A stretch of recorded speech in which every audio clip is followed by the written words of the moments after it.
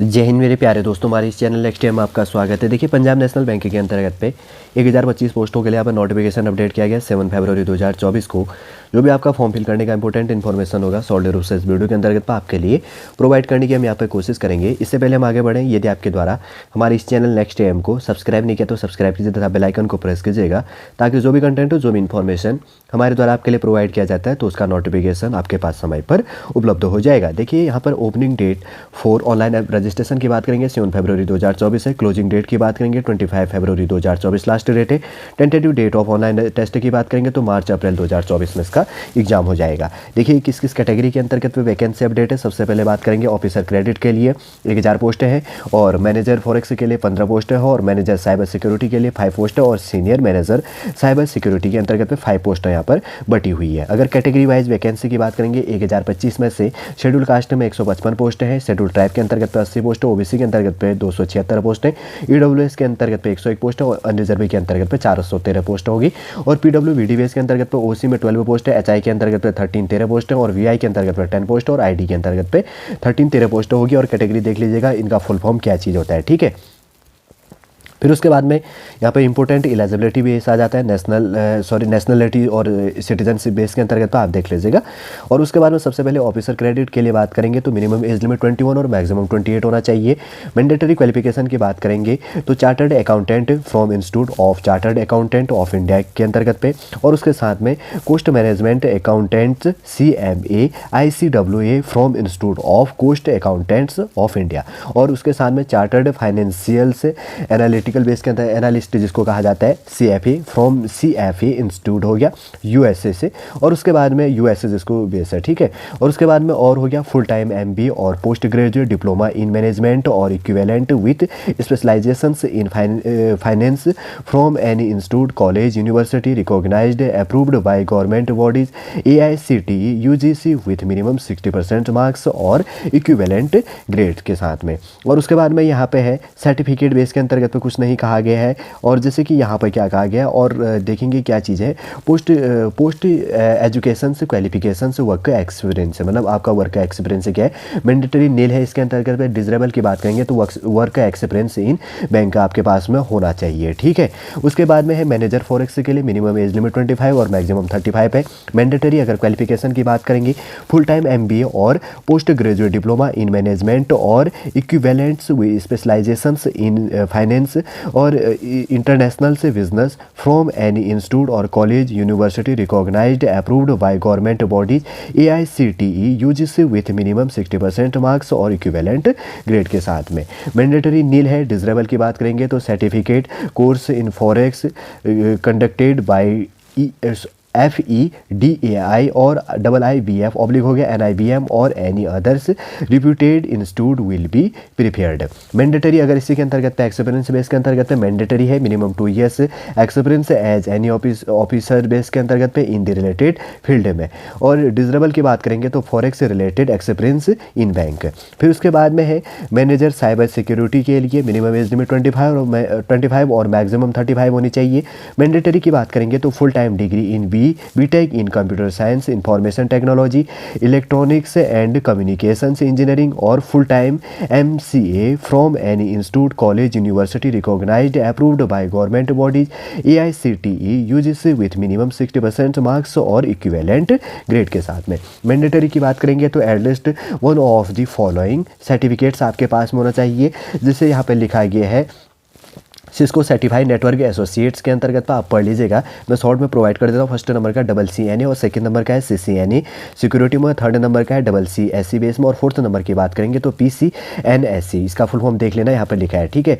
और उसके बाद में मैंडेटरी की बात करेंगे तो minimum 2 years experience in IT of which at least 1 years experience in managing IT oblique and हो गया, ऑब्लिक नहीं है, cyber security in large data base के अंतर्गत, डाटा नहीं large data central office oblique हो गया, यहाँ पे SOC हो गया, SOC बेस के अंतर्गत पे हैंडलिंग फॉलोइंग ऑपरेशंस। उसके बाद में security incidents events management SIEM जिसको कहा जाता है। और इसके बाद की बात करेंगे तो parameters security including security device such as, ठीक है, सच एज फायरवॉल्स ऑब्लिक हो गया NIPS NTDDoS ऑब्लिक किया गया WEF एप्लीकेशंस डिलीवरी। और उसके बाद की बात करेंगे तो जैसे कि यहाँ पर और एटसेट्रा क्वालिफिकेशन था, full time degree in MTech in computer science और information technology electronics and communications engineering from any institute college university recognised approved by government body AICTE base के अंतर्गत पे और UGC के अंतर्गत पे। 5 नंबर का जो सर्टिफिकेशन बेस के अंतर्गत है वैलिड एज ऑन क्लोजिंग से डेट ऑफ रजिस्ट्रेशन के अंतर्गत 5 नंबर का है JNCSS डबल बेस में। 6 नंबर की बात करेंगे तो CISSP और 7 नंबर का है CISM। 8 नंबर की बात करेंगे तो GSEC बेस में और 9 नंबर की बात करेंगे तो OSCP है और 10 नंबर में CCDP और 11 नंबर की बात करेंगे CCNP में। Certification should be issue by respectives originals equipment manufacturers base में, ठीक है, मैन्युफैक्चरिंग बेस जो कहा गया OEM में। और उसके साथ में कहा गया है कंट्रोलर से ADC इज ऑडिट एक्सपीरियंस, इसी के साथ में specially on applications testing penetrations testing using automated tools.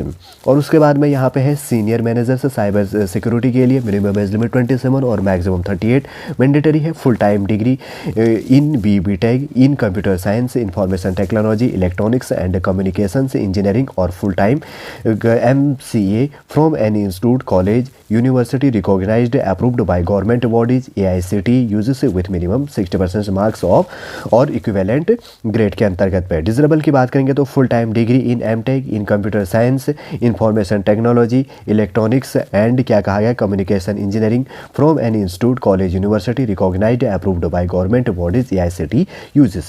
और उसके बाद में आपको यहाँ पर कहा गया मैंडेटरी बेस के अंतर्गत पे कोई भी आपके पास में होना चाहिए at least one of the following certificate जो भी है यहाँ पर, ठीक है। CCNA है फर्स्ट नंबर का है, सेकंड नंबर का है CCNA हो गया, थर्ड नंबर की बात करेंगे तो CCSE हो गया और फोर्थ नंबर का है PCNSE हो गया। 5 नंबर की बात करेंगे तो JNCSS हो गया। 6 नंबर की बात करेंगे तो CISSP और 7 नंबर की बात करेंगे तो CISM हो गया। 8 नंबर का है GSEC। 9 नंबर की बात करेंगे तो OSCP हो गया। 10 नंबर की बात करेंगे तो CCDP। 11 नंबर की बात करेंगे तो CCNP है। और certifications should be issue by respectives original equipments manufacturers base में, ठीक है, OEM जिसको कहा जाता है। और इसके अंतर्गत पे अगर बात करेंगे तो क्या चीज़ है, मैंडेटरी की बात करेंगे तो एक्सपीरियंस जो मांगा गया है minimum 4 years experience in IT of which at least 2 years experience in managing IT and cyber security in large data centre base में। ऑब्लिक किया गया है SOC C और डैश हो गया SOC हो गया हैंडलिंग फॉलोइंग ऑपरेशंस।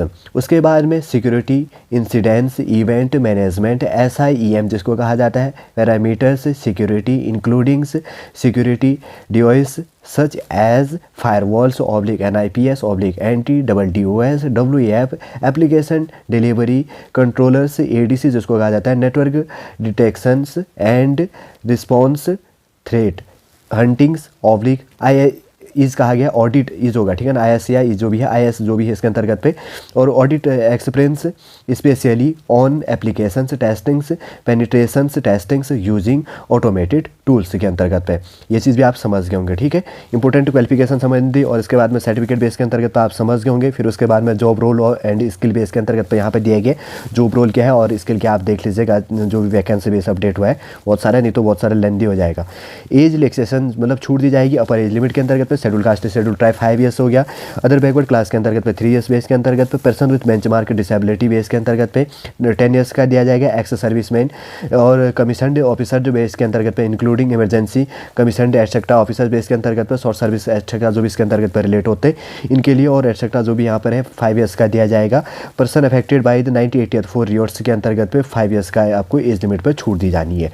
ये चीज़ भी आपको ध्यान में रखना है, ठीक है। एक्स सर्विसमैन एटसेट्रा जो भी चीज़ आप देख लीजिएगा जो भी आपके लिए एज लिमिट पे यहाँ पे छूट होना है। 24 पेज का है PDF और इसके अंतर्गत पे देखते हैं इंपॉर्टेंट पॉइंटों को ही, ठीक है, क्या चीज़ आपके लिए निकल के आती है। जैसे देखिए यहाँ पर क्या होना है, सिलेक्शन से प्रोसीजर जो है selection will be based on online written test followed by the personal से इंटरव्यू और पर्सनल से interview only depending upon numbers और एप्लीकेशन से received against each post as per directions of the bank के आधार पर। वो सबसे पहले है ऑनलाइन रिटर्न टेस्ट की बात करेंगे।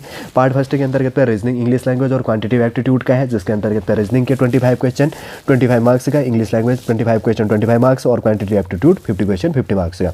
तो पार्ट सेकंड के अंतर्गत पे प्रोफेशनल्स नॉलेज हो गया, 50 क्वेश्चन हो गए 100 मार्क्स का, मतलब 100, जिसके अंतर्गत पे क्या है, अगर बात करेंगे तो 150 क्वेश्चन है, ठीक है। कितने हैं 25 कितने हो गए 50 हो गए, और उसके बाद में 50 100 हो गया, और उसके बाद में 50 हो गया 150 क्वेश्चन।